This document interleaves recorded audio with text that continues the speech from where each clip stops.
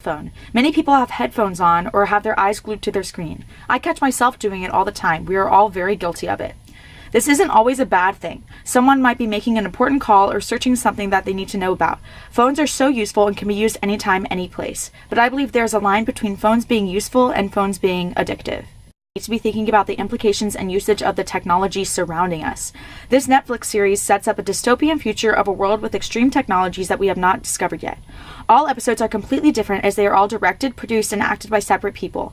All have the same common theme of commenting on the digital age and the trends in society today. This show doesn't give people a warm and fuzzy feeling. You can find several people arguing on the internet that social media has and that they are over-exaggerating where our society could be headed.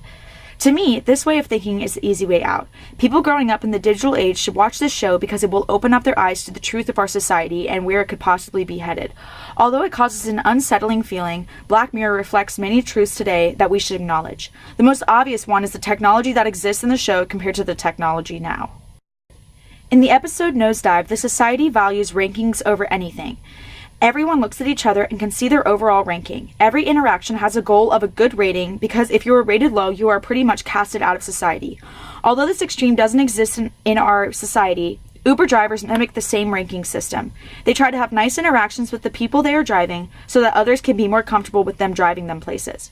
Although the intent is mostly money, this also has become an outlet for human trafficking and has become a dangerous thing. Although Uber is super useful, it mimics the Black Mirror ranking system. In another episode titled The Entire History of You, the characters have grains implanted behind their ears, which allows them to record and save everything they see. Google has come out with Google Glass, which is very similar to the implant in that it can record, make calls, text, and play back videos. There are more examples like this, and furthermore, some episodes include existing technology and how they could be abused as they exist now. Some may say that sure, these technologies kind of can be seen in our society today, but that doesn't mean we are going to get to the point that Black Mirror is portraying. There is no way we could completely disconnect from ourselves and basically become cyborgs. Unfortunately, however, there is already signs of this. This is seen in social media addiction, which has been scientifically proven.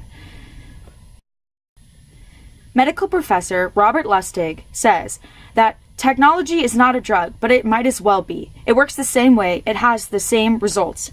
Technology and social media can cause stress for people, which is one of the things that can lead to addiction. Basically, the stress shuts down the prefrontal cortex, which is kind of the king of the brain because it controls executive functions.